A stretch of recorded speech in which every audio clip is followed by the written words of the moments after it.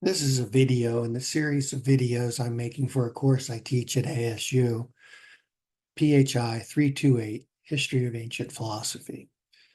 Now, we've been talking about Aristotle. It's good. We're on the syllabus here. Let's go down to the lecture notes. Get down to the section on Aristotle. And we're here now, so click on that, teleology and nature. Now, the way we've been understanding Aristotle is historically as a reaction to Plato, and in particular, we're thinking about how Aristotle is reacting to a Platonic dialogue, the Timaeus. In the Timaeus, there's a certain picture of reality that Aristotle accepts in broad outline, but rejects in detail. And we've seen somehow that occurs in the past with respect to forms. Now we're going to turn to how Aristotle understands the teleology in the Timaeus. Remember that in the Timaeus, we have a divine maker who is said to have constructed the cosmos to resemble himself. He himself is supposed to be supremely good, and he makes things in as much as he can to resemble him. Now, Aristotle will accept the teleology there, that things are the way they are because it's good for them, but he's going to reject the existence of the divine maker. So somehow in Aristotle's teleology, we aren't on the craftsman model. We're not thinking that someone deliberates about how to change some material into an end product. But we're still having the teleology, the idea that the things that are made are done for a purpose. And our challenge in the next couple of lectures is to understand how Aristotle understands that.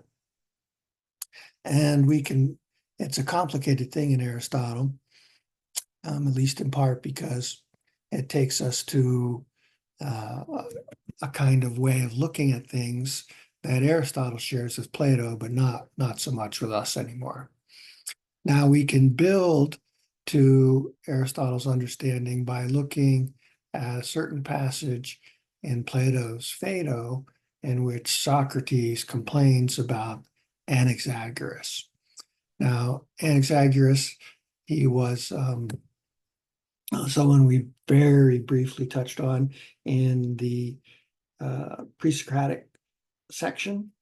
He's one of the inquirers into nature, and he seems to have been responsible, at least in large measure, for bringing the ideas in the inquiry into nature to Athens. And Socrates, as Plato portrays him, is very familiar with what Anaxagoras thought. Socrates apparently even read from a book. So we're told that he heard a man reading from a book authored by Anaxagoras, and he was so excited by what he heard that he himself went out and let's see if I have it down here. He himself went out and here we have it. I made all haste to get hold of the books and read them as quickly as possible. And what excites Socrates is he thinks that Anaxagoras, because he talked about nous or intellect or mind in his explanations of things, we'll say in a minute what Anaxagoras said. Socrates thought that he was going to give a certain kind of explanation of things, namely that they're ordered the way they are because it's best, right? So Socrates says here, intelligence here is going to be translating nous. Socrates says, I thought that intelligence in ordering all things must order them uh, and place them in a way that's best for them. Now, we don't have everything that Anaxagoras wrote. We have only part. And we can see, I think, in this, I think here, if we click on it, we can go to a passage to see if this works.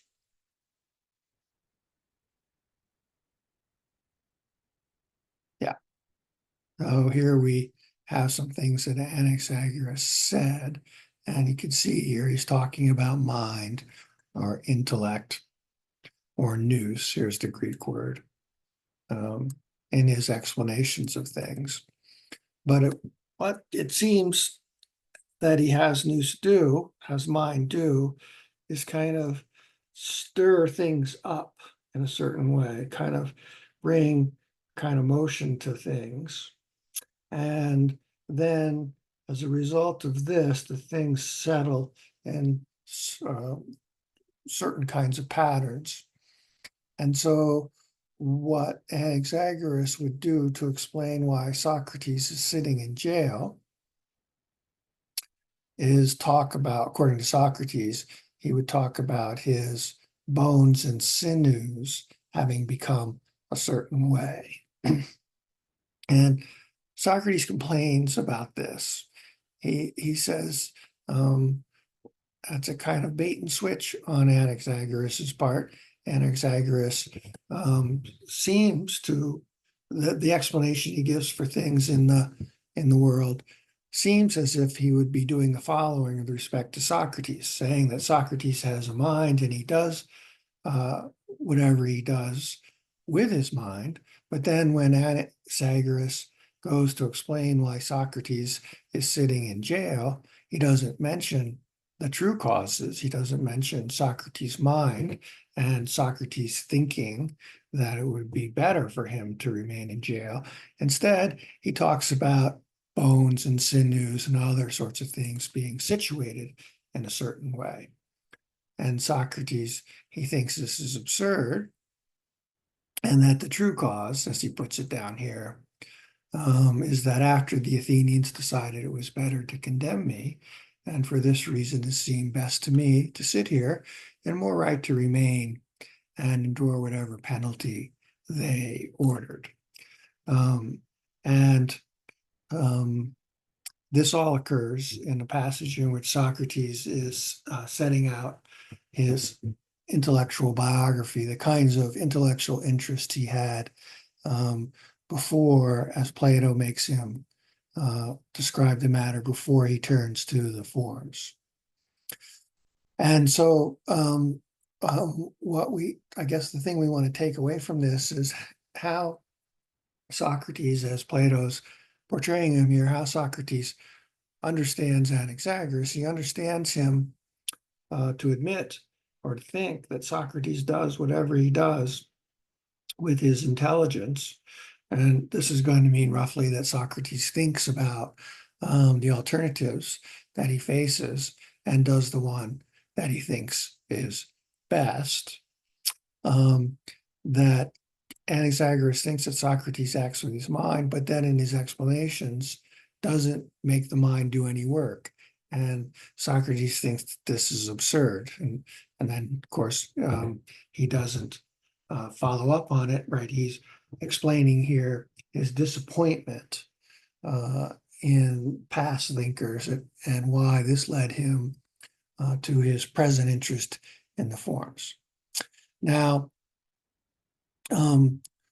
this, I think, gives us a way to understand some kind of tricky passages in Aristotle in Book 2 of the Physics, in which Aristotle is also arguing against the explanations we find in the Inquirers into Nature. He thinks that they're inadequate.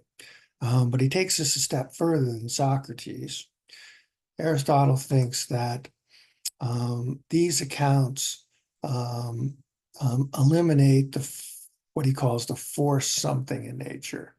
So just like Socrates takes Anaxagoras not to talk about his mind and explaining what he does. Aristotle complains that these inquirers into nature and giving their explanations don't talk about this thing he thinks is present in nature, namely what he calls the for something. And his idea in outline is that if we think about natural bodies of a given kind, right, they have a common behavior, right? They all behave like the species behaves. That much is common to them all. And if we ask why they have those behaviors, the answer Aristotle thinks is that those behaviors benefit them, right? It benefits them to have the behaviors that belong to a species. And we don't get to account for that, Aristotle thinks, properly with the accounts that the inquirers into nature give. And we can see Aristotle raising this issue in this passage in Book 2 of the Physics. He raises as a question, why should we think that the for something really is in nature and acts because it is better, as opposed to the picture that he associates with the inquiry into nature. And on that picture, what happens is that things come to the way they do by necessity, and then it's a coincidence that coming to be that way benefits them, right? So he puts the point here. He says, what's to stop the parts of nature from being like this? The front teeth of necessity growing sharp and suitable for biting, the back teeth broad and serviceable for chewing, not coming to be for this, but by coincidence. Why not accept this picture? And Aristotle thinks that we can't accept this picture because it's not a coincidence, he thinks, that the behaviors benefit the members of the kind, right? He thinks that that it's right true always or for the most part that the behaviors that belong to the species are beneficial for them. It's not a coincidence. It just doesn't just happen that way. Coincidences, Aristotle thinks, are infrequent, like he says, a heat wave in winter. And so he thinks that just like Socrates thought, we can't ignore his mind in giving the explanations for why he does what he does. That's what Anaxagoras does, and Socrates complains that that's absurd.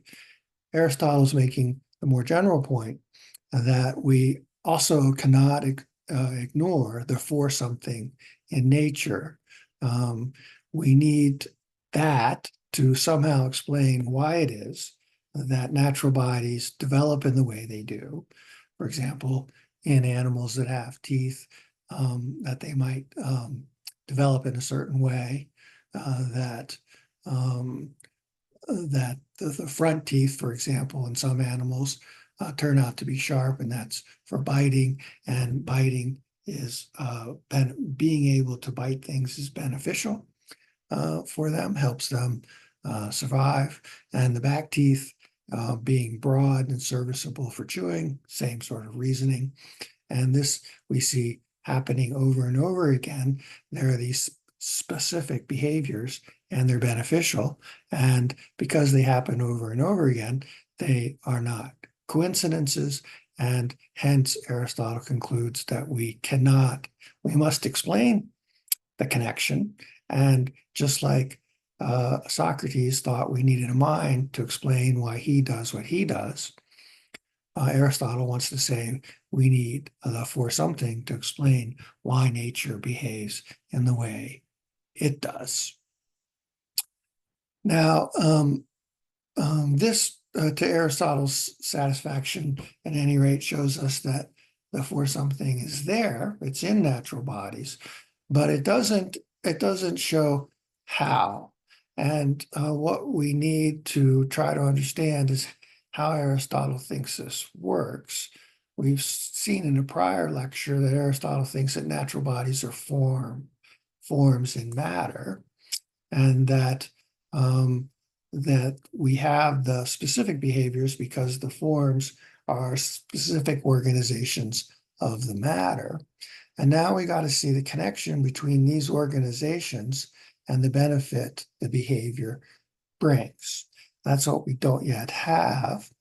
And Aristotle's going to do this thing that it's not going to seem very plausible for us, but remember, we're trying to think about what he thought. And he's going to argue for a divine being that he calls or describes as the first mover, which is unmovable, and which we sometimes summarize as the unmovable first mover. And to understand how this being figures in explaining the for something, it's going to be helpful for us, I think, to turn to a kind of behavior that Aristotle sees in human beings that benefits them. And this is the development of reason. And to get there, we need to take a look at what Aristotle says in On the Soul. On the Soul is the first book in the physical books. Remember that the corpus is divided, as we now have it, into logical works, physical works, and ethical works. And the physics of the book we've been thinking about, the book that we are looking at here is book 2 in the physics. So sorry, not the physics as a collection of books. We're looking at book 2, but the physics as a work is first in the physical works. It says it's a description or an attempt to talk about things that are true for all natural substances. And then when Aristotle gets to On the Soul, he's talking about a specific class of natural substances, the ones that are alive, and he takes those to be the very same ones that have souls, and because he thinks that in the case of living natural bodies, the form is a soul. So we need to take a look at that next on our as a stepping stone toward understanding Aristotle's teleology. And so that's where we're going to go next.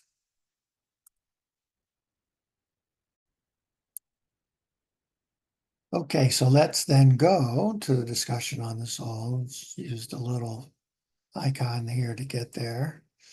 And Aristotle is telling us what living natural bodies are. We know what natural bodies are. We know that from our prior discussion. They are forms in matter. And Aristotle thinks that the only thing special about living natural bodies is their forms are what he calls a soul or a suke. Here's the word. Here's the word. The word is plural form, suke. Hopefully, I have the word down here. Let's see.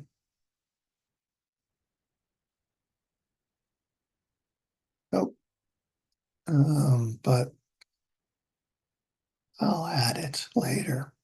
In any case, this is the same word that we saw in prior discussions, right? When we talked about Socratic intellectualism, it's a claim about how the soul functions. Remember, that's the view we associated with Socrates, and which it seems that Socrates is defending in Plato's Protagoras. The same word here is the one in Plato's tripartite theory of the soul, in which he rejects Socrates' view and thinks that the soul is not just reason, that it's tripartite. Aristotle here is also talking about the same thing that Plato talked about, and before that, Socrates talked about. Now, what Aristotle is doing is, as usual, he's trying to correct, he's trying to accept the general outline that Plato has about the soul, but he's trying to correct the mistakes. And so he's going to correct a couple mistakes. One is where we saw in the Phaedo, Socrates thinking that, or at least arguing for that, the human soul has a life after death. It can exist apart from bodies. That's not going to make any sense on Aristotle's picture, where the soul is the form of a living natural body, because the form, as its organization, is an organization of the material. And remember, we saw that those forms are in matter and separate only in account. That's to say, we can say what the human soul is. We could say, for example, it's being a rational animal. And in saying that, we're not referring to any particular kind of material. We're not saying that rational animals are flesh and blood, for example. And we can't take that organization, it can't exist apart from the material it organizes. And so on that view, it's not going to make sense for the soul to exist apart from the body. So there's one very important way in which Aristotle corrects the picture that we have in Plato. Now, the other one is a little harder to see, but important. For Plato, in the Phaedo, for example, not only can the soul exist after death, apart from the body, but the soul can change in various ways. We saw that kind of talking in Plato, where the idea is the soul could become more wise or less wise, or change in various ways. Aristotle thinks that that's a mistake too. Once we recognize what the soul is, that it's the form of a living natural body, we'll realize not only can it exist, not only can it not exist apart from the body, it's not the sort of thing that can change. It's the person, the human being, that changes. So although a human being can become wise, what changes, that should be a comma, what changes when this happens is not the soul. The starting point, remember we saw this idea before when we were talking about natures, right? So natural substances have natures, they're starting points for change and staying the same, and that these natures are forms, and in the case of living things, these forms are souls. And so although they make becoming wise possible, right, they're an organization of material, so there is something that can become wise. The organization itself is not what changes when the human being becomes wise. We could think, it might help to think of like an artifact here, right? So think about a light switch. A light switch is a kind of some materials that are organized in a certain way, and this organization makes the materials be a light switch. And a light switch can be in the on position or the off position, right? So it can change from being on to off to on. But what changes is the light switch, not the organization of the materials that makes it be a light switch. And that this is Aristotle's idea here. So when he is talking about the soul as a form of the living natural body, he's correcting both of these mistakes in the picture he sees in Plato. Now, we're going to skip this stuff for now and remember that we're mostly trying to understand Aristotle's teleology, and we're making some progress by looking at an example of behavior that benefits human being, the example we want to look at is the development of reason. And Aristotle thinks that the soul as the organization of material in the form of a human being makes it be so there is something that can change over time in ways in which it acquires the power or potential of reason. And this is going to be an example, Aristotle thinks, of nature acting for something and because it's better. And so let's turn to how Aristotle understands the development of reason in human beings, and we can get some idea of what's going on there in the next lecture.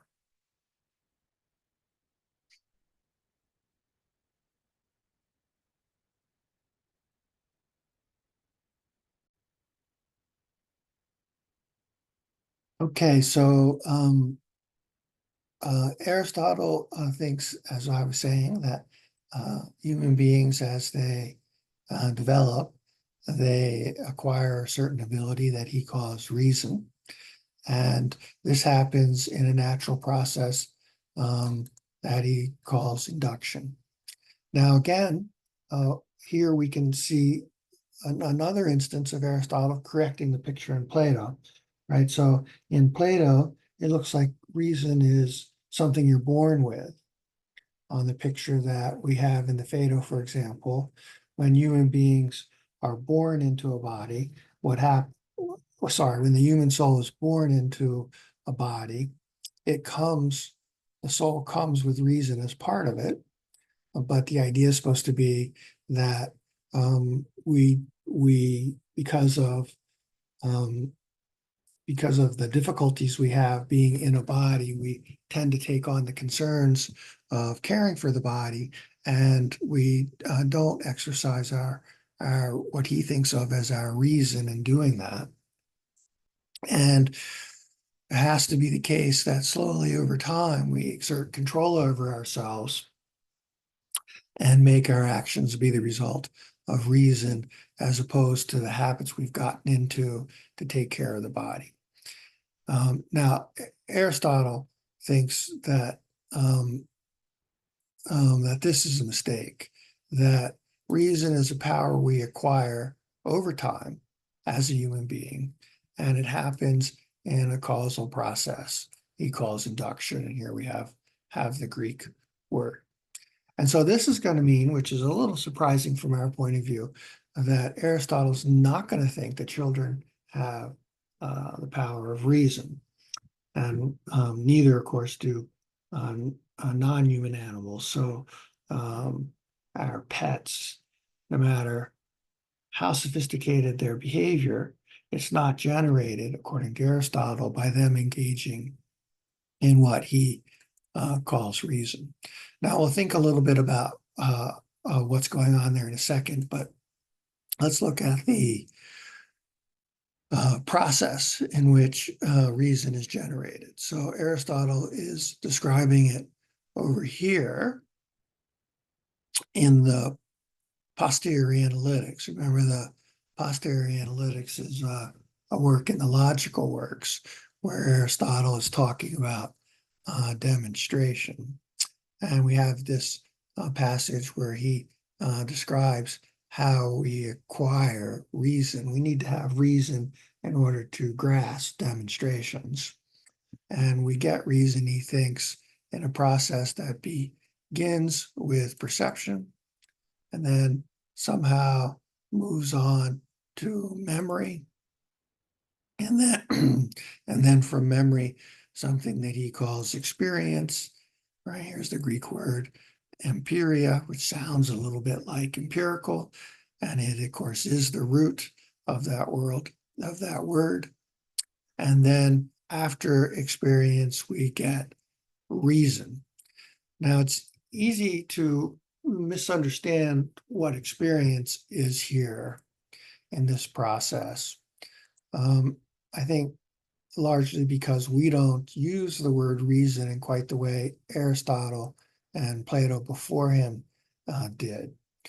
we're inclined to think that a lot of stuff that Aristotle calls experience is actually what we would call reasoning, but Aristotle does not describe it that way.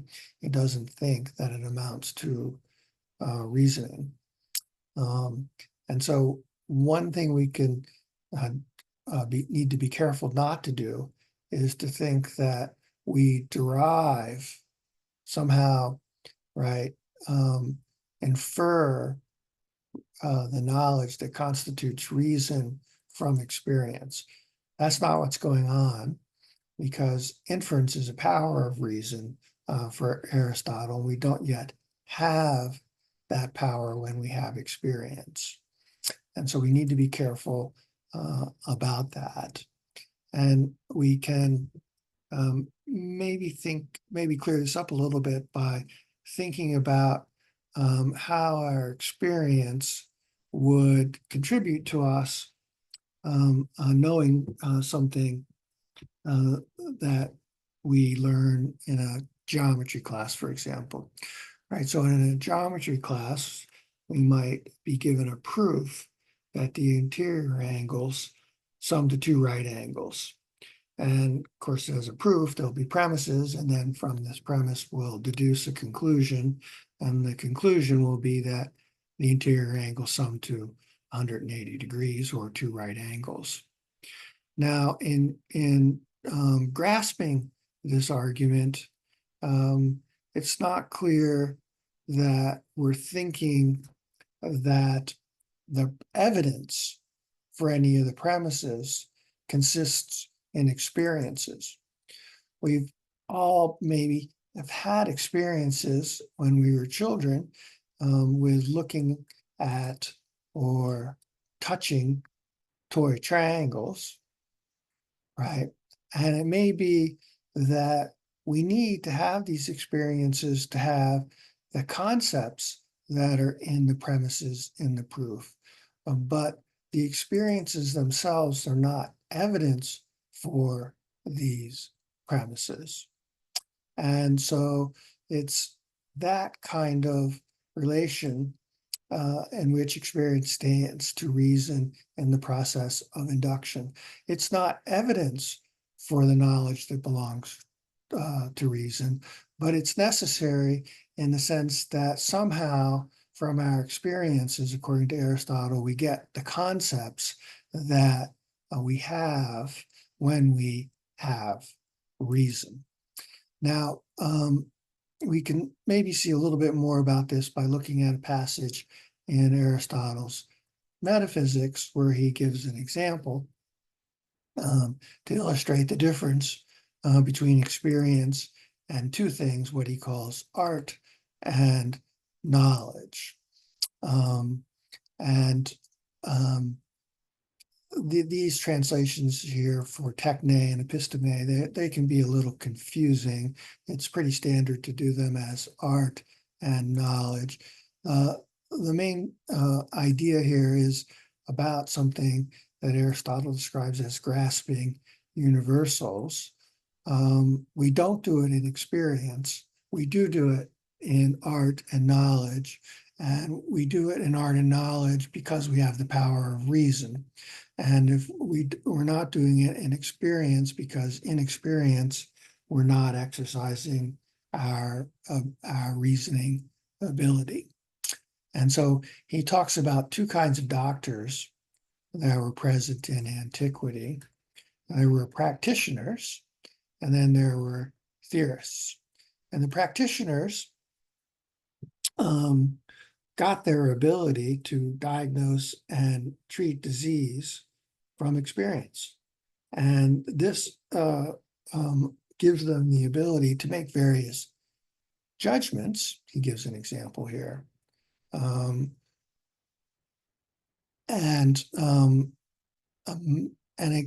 so the practitioner can examine a patient and go, okay, you have, right, this disease, and this, right, treatment will be the one to cure it. But in making that judgment, according to Aristotle, you're not grasping the underlying universal. You are simply noticing how the patient looks. You are relying on your perceptions and your memory of past cases to make the diagnosis and to treat the patient. And so the theorist, though, he can grasp the underlying universal. He is exercising reason, and if he does it correctly, then he's going to have the ability that Aristotle calls a techne, art, in this case, the art of medicine, and he's going to have some knowledge. Now, I think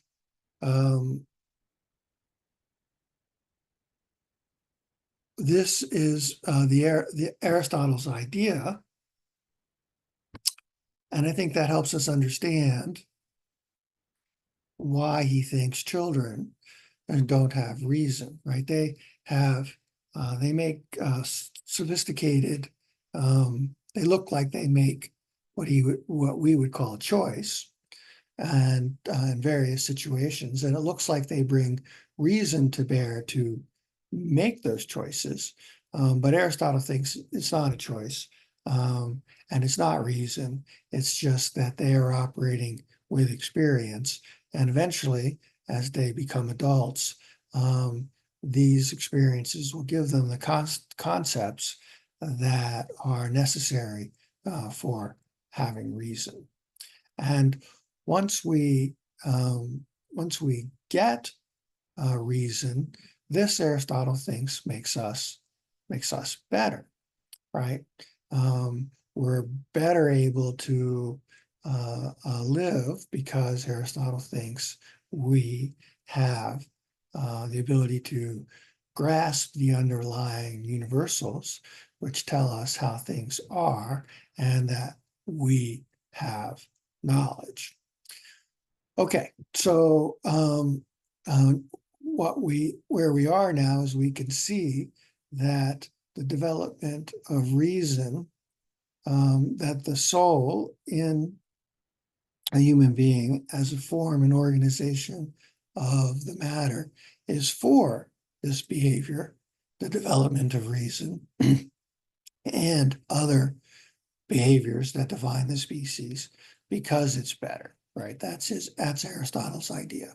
And now that we've gotten this far, we can finally take a look at how Aristotle tries to account for this, tries to say why this is true by talking about the first unmovable mover.